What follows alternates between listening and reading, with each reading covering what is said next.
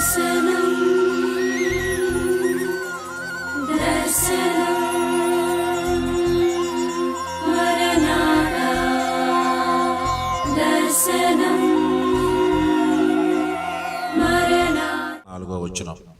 మహిమ గుణాతిశయములను బట్టి ఆయన మనకు అమూల్యములను అత్యధికములనైన వాగ్దానములను అనుగ్రహించి ఉన్నాడు. దురాశను అనుసరించుట వలన లోకమందున్న భ్రష్టత్వమును ఈ వాగ్దానముల మూలముగా మీరు తప్పించుకుని దేవ స్వభావమునందు పాలివారగినట్లు వాటిని అనుగ్రహించును. ఆ హేతువు చేతనే మీ మట్టుకు మీరు పూర్ణ జాగ్రత్త గలవారై మీ విశ్వాసమునందు సద్గుణమునందు జ్ఞానమునందు ఆశానిగ్రహమునందు సహనమునందు భక్తి యందు సహోదర ప్రేమయందు దయను అమర్చుకొనుడి. ఇవి మీకు కలిగి విస్తరించిన ఎడల అవి మన ప్రభువైన యేసుక్రీస్తును గూర్చిన అనుభవ జ్ఞాన విషయములో మిమ్మును సోమరులైనను నిష్ఫలులైనను కాకుండా చేయును. దేవుడి మాటను దీవించును గాక. చిన్న ప్రార్థన చేసుకుందాం. పరిశుద్ధుడు అయిన మా తండ్రి, కృప కలిగిన మా దేవ, ఇది చదవబడిన లేఖనాలను బట్టి నీకు వందనాలు చెల్లిస్తున్నాను. చదవబడిన లేఖనాల నుంచి మాకు ఏది అవసరమో, మేము ఎక్కడ బలహీనులుగా ఉంటే అక్కడ మమ్మల్ని బలపరచండి, ఎక్కడ మేము భయపడుతూ ఉంటే అక్కడ మమ్మల్ని ధైర్యపరచండి. మాపై నీ కృప చూపించి నాయన మీరు మాతో మాట్లాడి మమ్మల్ని బలపరచమని యేసు నామములో అడిగి వేడుకుంటున్నాను తండ్రి. ఆమేన్. అమూల్యమైన విశ్వాసం, అలాగే అమూల్యమైన వాగ్దానాల గురించి మనం మాట్లాడుతూ ఉన్నాం. అపోస్తులైనటువంటి పేతురు మాట్లాడిన మాటలు మనం చూస్తూ ఉన్నాం. ఒకప్పుడు అవిశ్వాసం కలిగినటువంటి పేతురు 2వ అధ్యాయంలో 2వ పేతురులోకి వచ్చేసరికి అంటున్నాడు, 2వ పేతురు రాస్తూ అంటున్నాడు, మా వలనే అమూల్యమైన విశ్వాసము కలిగినట్టు వారికి వ్రాయునది అంటున్నాడు కదా. ఒకప్పుడు అల్ప విశ్వాసి, అవిశ్వాసి, చివరికి ఏ స్థాయికి వచ్చాడు చెప్పండి? అల్ప విశ్వాసి, అవిశ్వాసి. అమూల్యమైన విశ్వాసాన్ని గురించి మాట్లాడటం కాదు, కానీ మా వల్ల అంటే నాకున్నటువంటి ఆ విశ్వాసం అని, నా విశ్వాసం అమూల్యమైనదని చెప్పుకుంటున్నాడు. నిజమే కదా, విశ్వాసము అమూల్యమైనది. ఎందుకంటే ఈ లోకంలో నీ జీవితంలో నీ వల్ల కాని దానిని జరిగించేది విశ్వాసం. హల్లెలూయా. సో విశ్వాసం అమూల్యమైందే. ఎందుకంటే నీకు చేతగాని దాన్ని చేయించేది విశ్వాసం, నీ వల్ల కాని దాన్ని జరిగించేది విశ్వాసం, నీ అపజయాల నుంచి నిన్ను విజయ తీరాలకి నడిపించేది విశ్వాసం, నిన్ను పడిపోకుండా నిలబెట్టేది విశ్వాసం, నిన్ను నిత్య జీవానికి నడిపించేది విశ్వాసం, ఈలోకి నేను స్వస్థపరిచేది విశ్వాసం. సో కాబట్టి ఇప్పుడు విశ్వాసం ఏమవుతుంది మరి? అమూల్యమైంది కాకపోతే విశ్వాసం ఏమవుతుంది? బంగారం వల్ల స్వస్థత పొందుకోలేము, బంగారం వల్ల నీవు అలాగే మరొక సమస్యలు తీర్చుకోలేవు, కానీ అన్ని సమస్యలను తీర్చేటువంటి విశ్వాసము మరి అమూల్యమైంది కాకపోతే మరి ఏమవుతుంది? అటువంటి అమూల్యమైన విశ్వాసాన్ని మనం కలిగి ఉండవలసిన వారమై ఉన్నాం. ఎందుకనంటే లోకంలో ఎంతోమందికి ఆ విశ్వాసం లేకే ఈరోజు నశించిపోతూ ఉన్నారు. మీకు తెలుసా, విశ్వాసం కలిగిన వాడు ఎవడు నశించిపోడు, విశ్వాసం కలిగిన వాడు ఎవడు తప్పిపోడు, విశ్వాసం కలిగిన వాడు ఎవడు నిరుత్సాహపడడు, విశ్వాసం కలిగిన వాడు ఎవడు ఓటమి చెందడు. హల్లెలూయా. అటువంటి అంటే మన జీవితంలో అన్నిటికీ మూలమైనది విశ్వాసం. అటువంటి అమూల్యమైన విశ్వాసం గురించి అపోస్తలుడైన పేతురు మాట్లాడుతూ, ఎవరైతే అటువంటి అమూల్యమైన విశ్వాసాన్ని కలిగి ఉంటారో అటువంటి అమూల్యమైన విశ్వాసాన్ని కలిగి ఉన్న వారికి అమూల్యమైన వాగ్దానాలు అనుగ్రహించబడతాయి. Praise the lord. అమూల్యమైన వాగ్దానాలు అందరికీ రావు, అమూల్యమైన వాగ్దానాలు అందరికీ కాదు. ఎవరికైతే అమూల్యమైన విశ్వాసాన్ని కలిగి ఉన్నారో, దేవుని మీద అపనమ్మకం లేకుండా, దేవుని మీద అనుమానం లేకుండా పూర్ణమైన విశ్వాసాన్ని ఎవరైతే కలిగి ఉంటారో వారికి అమూల్యమైన వాగ్దానాలు కూడా అనుగ్రహించబడతాయి. గత వారం మనం చెప్పుకున్నాం అమూల్యమైన వాగ్దానాలు ఏంటని కొన్ని చెప్పారు. మీరు ఏం చెప్పారు? మిమ్మల్ని తలగా ఉంచుతాను కానీ తోకగా ఉంచను, మిమ్మల్ని పైవాడిగా ఉంచుతాను కానీ మిమ్మల్ని కిందవాడిగా ఉంచను, ఇంకా మిమ్మల్ని అప్పిచ్చువాడిగా ఉంచుతాను కానీ అప్పు చేసేవాడిగా ఉంచను. ఇంకా యెహోవా ఈరే, ఆయనే మీకు అన్నీ కూడా, నేనే మీకు సమకూర్చువాడిని అని చెప్పాడు, వాగ్దానం చేశాడు దేవుడు. అలాగే నేనే మిమ్మల్ని స్వస్థపరచువాడిని అని చెప్పి వాగ్దానం చేశాడు దేవుడు. ఈ వాగ్దానాలన్నీ ఎలాంటివి చెప్పండి? అమూల్యమైన వాగ్దానాలు కాదా? ఎందుకంటే ఎంతటి అమూల్యమైన వాగ్దానాలంటే, నిన్ను అప్పిచ్చువాడుగా, అప్పు పుచ్చుకునేవాడిగా కాదు, అప్పిచ్చేవాడిగా చేస్తా అన్నాడు దేవుడు. అది వాగ్దానం ఎంత గొప్పది ఇది మన జీవితాల్లో. కానీ ఎంతమంది మనం అప్పుల్లో ఉన్నాం? చెప్పాను, మీకు వివరించాను, లైట్గా చెప్పి వెళ్ళిపోతారు ఎదరికి మళ్ళీ నేను కదా.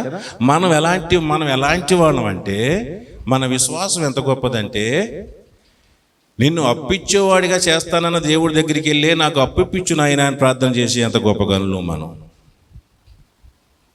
కదా. అంత గొప్ప విశ్వాసం మంది. అప్పు ఇవ్వకుండా చేస్తానంటున్నాడు దేవుడు, మిమ్మల్ని అప్పు పుచ్చుకునేవాళ్ళలాగా నేను ఉంచను అంటున్నాడు.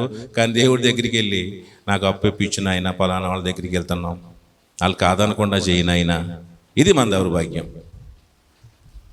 ఏమడగాలి దేవుణ్ణి? నాయనా నన్ను అప్పు పుచ్చుకునేవాడిగా ఉంచును, అప్పు ఇచ్చేవాడిగా చేస్తానన్నావు కదా, ఎప్పుడు చేస్తావు నాయనా అని అడగాలి. అవునా? నన్ను ఎప్పుడు చేస్తావు నాయన? అప్పు ఇచ్చేవాడికి ఎప్పుడు చేస్తావు? నన్ను ఎప్పుడు చేస్తావనంటే, అమూల్యమైన విశ్వాసం నీకు కలిగి ఉంటే ఆ అమూల్యమైన వాగ్దానం దేవుడు నీకు అనుగ్రహిస్తాడు. అటువంటి అమూల్యమైన వాగ్దానాలు మన జీవితంలో దేవుడు ఎన్నో ఇచ్చాడు. ఇంకేమున్నాయి అమూల్యమైన వాగ్దానాలు?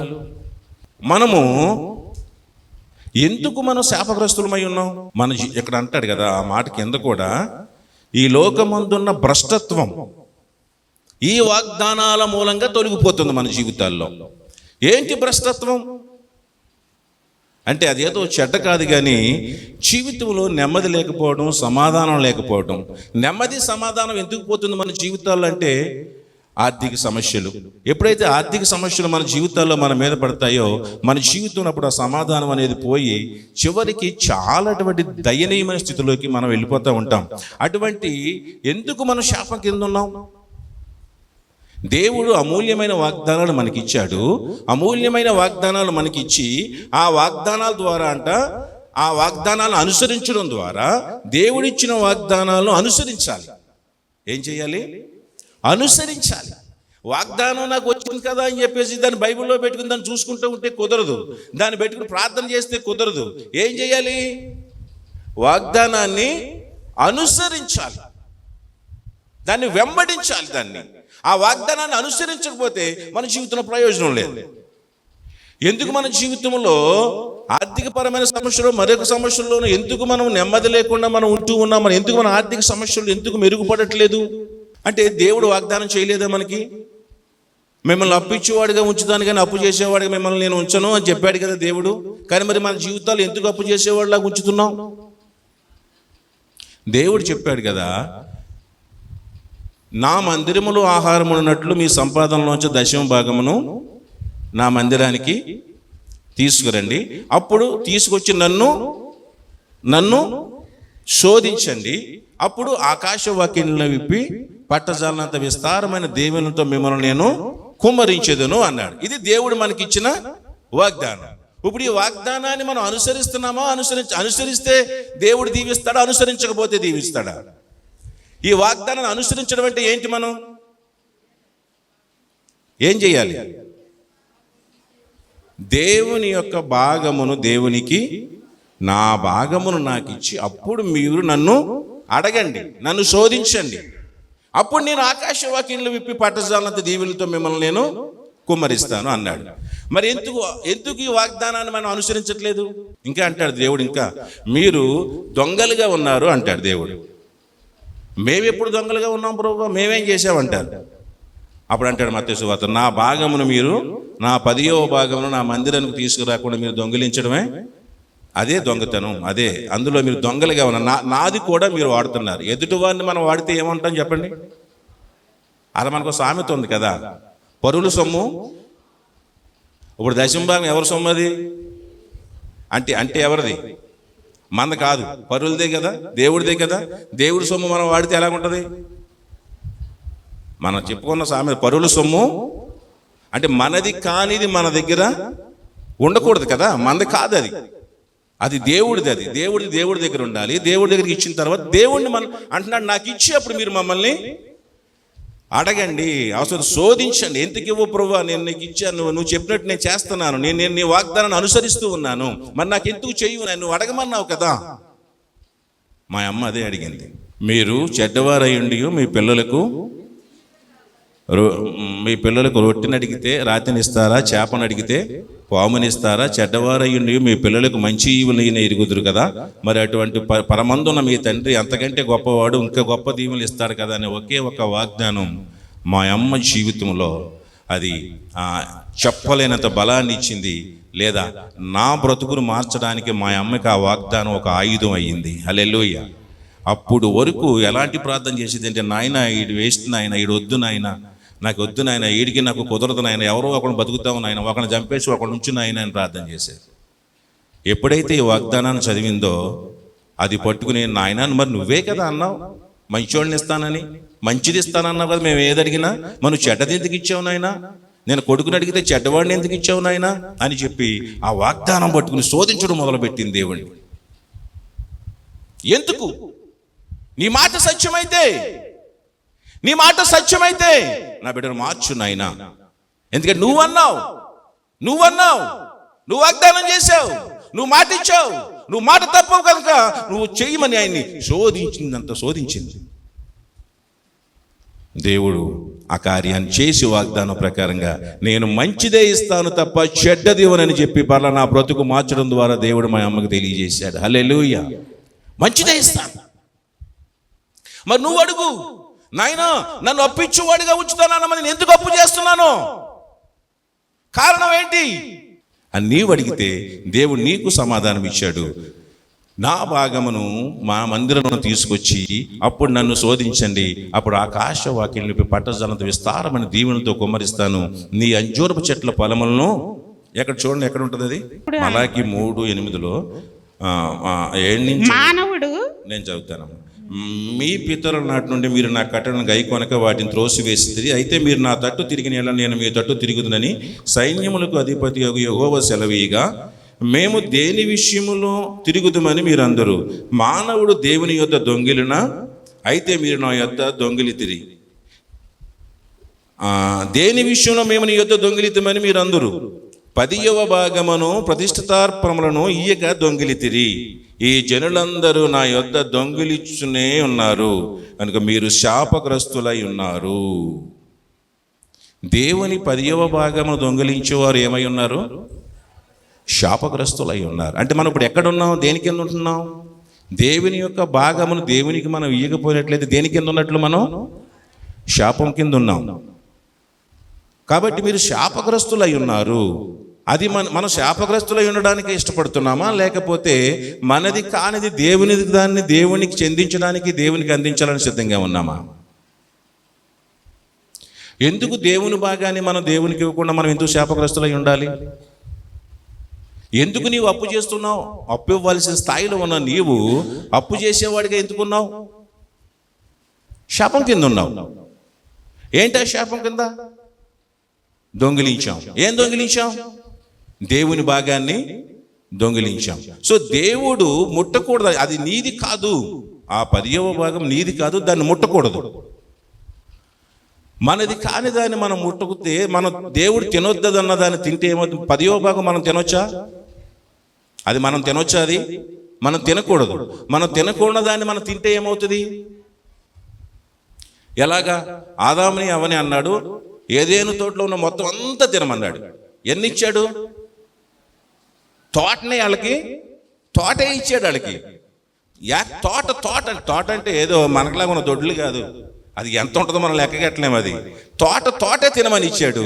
తినొద్దన్నదేంటి? ఒక్క చెట్టే. ఇంత తోట నువ్వు తినమని చెప్పి దేవుడు నీకు ఇచ్చి ఒక చెట్టు నువ్వు తినొద్దంటే అది తినకుండా ఆగలేకపోయారండి. నీకు 100కి 90 రూపాయలు నిన్ను తినమని ఒక్క 10 రూపాయలే నువ్వు తినొద్దంటే నీది కాదని చెప్తే ఆ 10 రూపాయలు కక్కుర్తి పడుతున్నావు. ఆదామావులకి ఎంత ఇచ్చాడు? సరిపోనంత ఇచ్చాడా దేవుడు? తోట మీదే, తోట మీరే తినండి, ఒక చెట్టు తినకండి, అంతే. ఇక్కడ కూడా ఏం చెప్తున్నాడు? 90 రూపాయలు మీరే తినండి, 10 రూపాయలు తినకండి, ఆ 10 పక్కన పెట్టండి 100కి. కానీ మనం ఏం చేస్తున్నాం? ఆ 10ని కూడా తింటే కానీ మనకు తృప్తిగా ఉండదు. అప్పుడు నువ్వు అప్పు ఇచ్చేవాడుగా, శాపం నీ మీదకి వచ్చి నువ్వు అప్పు చేసేవాడుగా కాకపోతే అప్పు ఇచ్చేవాడుగా ఎలా ఉంటావు? ఎక్కడ లోపం ఉంది?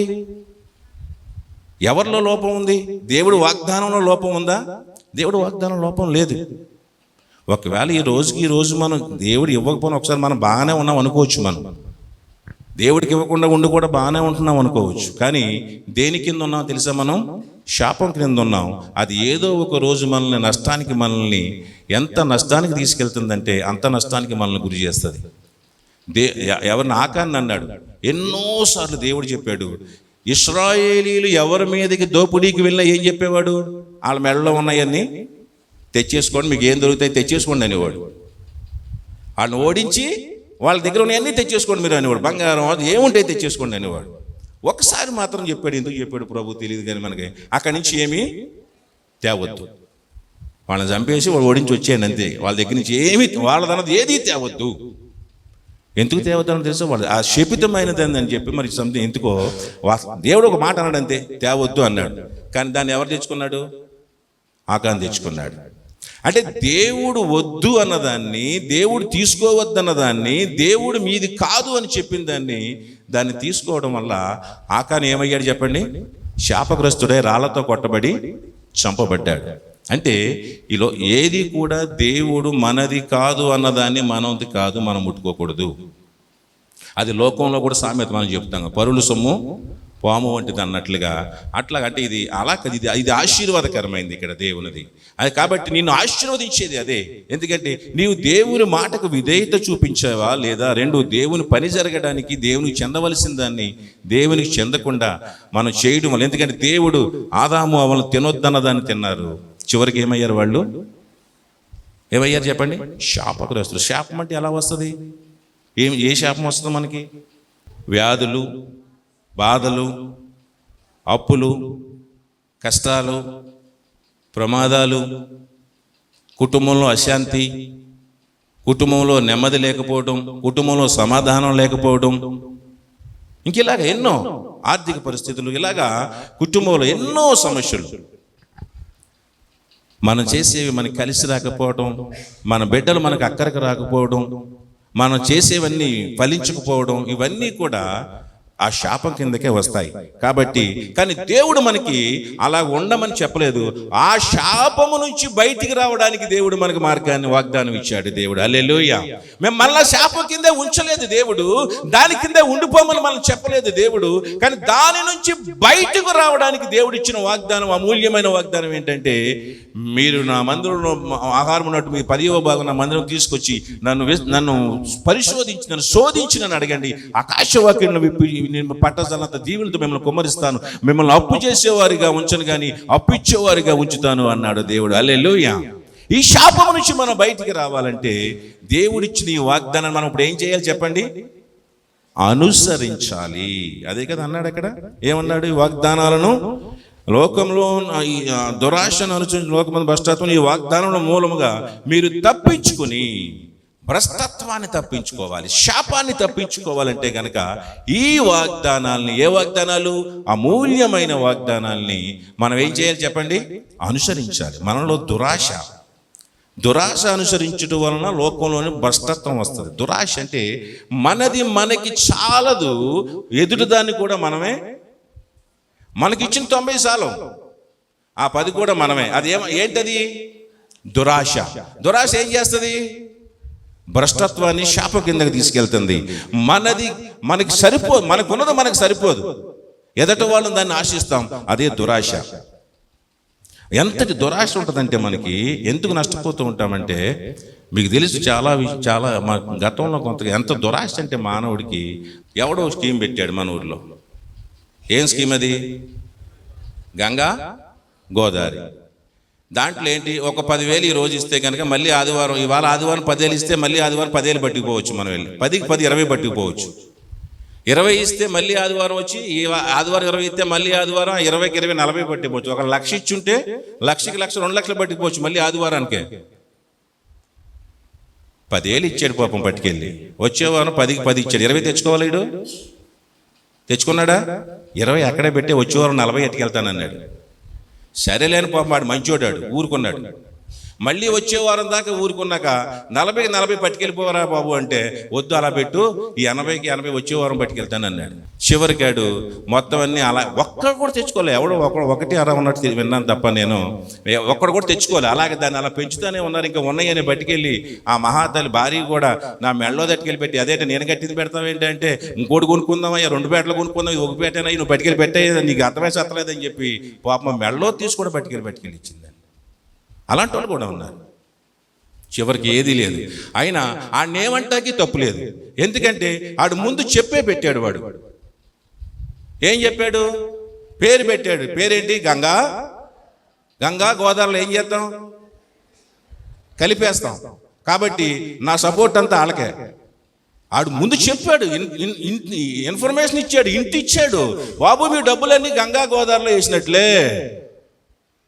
అలా ఆ మహానుభావుడు పేరు ఎందుకు పెట్టాడో వాడికి ఎవడు చెప్పాడో, తెలివైన వాడికి మాత్రం వాడికి దండం పెట్టవచ్చు మనం. ఏంటి మనకి ఇక్కడ దురాశ. అది ఇది ఎలా ఇస్తాడు? 20కి 20 వారానికి ఎక్కడిస్తాడు? 1,00,000 వారానికి ఎందుకు ఇచ్చేస్తాడు? అసలు ఇందులో ఏముంది? అక్కలే ఆడు సొమ్ము, మరి మాడు బాబు గారు సొమ్ము మనం తెచ్చేసుకుందాం, మన కాదు అది. ఎలా వస్తుంది 1,00,000? ఎక్కడి నుంచి తెచ్చిస్తారు? వీడు ఏం పండిస్తున్నాడు? తవ్వుతున్నాడా? వీడికి ఎలా వస్తాయి? అవన్నీ మనకు అనవసరం. దురాశ చివరికి భ్రష్టత్వంలోకి వెళ్ళిపోయిన ఎన్నో కుటుంబాలు. భ్రష్టత్వంలోకి అంటే శాపంలో అంటే ఆర్థిక సమస్యల్లోకి నెట్టివేయబడ్డాయి. ఆర్థిక సమస్యల్లోకి ఎన్నో కుటుంబాలు వెళ్ళిపోయాయి. కేవలం దురాశ. అదే దేవుడి దగ్గర మాత్రం 10 రూపాయలు పెట్టడానికి మాత్రం నమ్మం. దేవుడికి ఇచ్చి నాకు ఇవ్వు నాయన నువ్వు ఇస్తానన్నావు కదా అని చెప్పి అడగతాకి మాత్రం దాన్ని మాత్రం నమ్మం. దేన్ని నమ్ముతావు? ఇలాంటివన్నీ నమ్ముతావు. స్కాములు అన్నీ నమ్ముతావు. కానీ దేవుడికి ఇచ్చి నాకు ఎందుకు ఇవ్వు నాయన, నువ్వు వాగ్దానం చేసావని చెప్పి దేవుడి దగ్గర పెట్టడానికి మాత్రం మనకు నమ్మకం రాదు. ఇంత విలువైన అమూల్యమైన వాగ్దానాన్ని దేవుడు మనకిస్తే ఆ వాగ్దానాన్ని మనం ఎందుకని మనము దేవుని దగ్గర వాగ్దానం మనం నమ్మట్లేదో ఒకంత మనం ఆలోచించుకోవలసిన వారం అయి ఉన్నాం. ప్రియమైన దేవుని పిల్లలారా, ఇటువంటి లోకమును భ్రష్టత్వం ఈ వాగ్దానముల మూలముగా మీరు తప్పించుకొని శాపము నుండి తప్పించుకుంటాము ఈ వాగ్దానం ద్వారా, నష్టం నుండి తప్పించుకుంటాము ఈ వాగ్దానాల ద్వారా. ఇంత స్పష్టంగా దేవుడి వాక్యం చెప్పినప్పటికీ మనం మాత్రము ఈ వాగ్దానాన్ని మాత్రం మనకి కాదు అన్నట్టుగా మనకు పట్టణ వారంగా మనం ఉంటున్నాం. అందుకే కొన్ని ఎన్నో అమూల్యమైన వాగ్దానాలు మనకు ఉన్నప్పటికీ దైవ దీవెనలు మనం పొందుకోలేకపోతున్నాను గల కారణం ఏంటంటే ఇదే అని మీకు శ్రేష్టంగా మీకు మనవి చేస్తూ ఉన్నాను. కాబట్టి ఆ హేతు చేతనే మీ మట్టుకు మీరు పూర్ణ జాగ్రత్త గలవారై మీ విశ్వాసమునందు సద్గుణమును, ప్రైజ్ ది లార్డ్. సో ఇటువంటి అమూల్యమైన వాగ్దానాలు దేవుడు మనం చెప్పాను మీకు యెహోవా సమకూర్చువాడు. మనకి ఏ సమయానికి ఏది కావాలో దాన్ని అబ్రహాము విషయంలో ఇస్సాకును బలిపశువుగా తీసుకెళ్ళినప్పుడు ఇస్సాకు పక్షంగా ఒక మేకపోతును ఆ సమయానికి సిద్ధపరిచిన వాడు దేవుడు. కాబట్టి నమ్మండి, దేవుడు సమకూర్చువాడు. మీకు ఏది ఎప్పుడు సమకూర్చాలో, మీ బిడ్డలకి మన బిడ్డలకి ఏది ఎప్పుడు సమకూర్చాలో, మన బిడ్డలకి ఎక్కడ కాలేజీలో సీట్ ఇవ్వాలి, మన బిడ్డలకి ఎక్కడ జాబ్ ఇవ్వాలో, మన బిడ్డల్ని ఎక్కడ వివాహం జరిగించాలో, మన బిడ్డల్ని ఏది మనకి ఎప్పుడు అనుగ్రహించాలో ఆ సమయానికి సమకూర్చువాడు మనకున్నాడు. హల్లెలూయా. ఈ లోకంలో ఎంతమందికి ఉన్నారు చెప్పండి మాకు సమకూర్చువారు ఉన్నారని? మా కొరకు మాకు ఏది కావాలో సమకూర్చిపెట్టి వాళ్ళు ఉన్నారని ఎంతమంది చెప్తారు చెప్పండి ఈ లోకంలో? కానీ మనం చెప్పగలం. దేవుని యందు విశ్వాసం నీకున్నట్లయితే, దేవుడి పట్ల అమూల్యమైన విశ్వాసం నీకుంటే, దేవుని అమూల్యమైన వాగ్దానం పట్ల మీకు విశ్వాసం ఉన్నట్లయితే నువ్వు చెప్తావు, నేను చెప్తాం, నా దేవుడు నాకు సమకూర్చువాడు.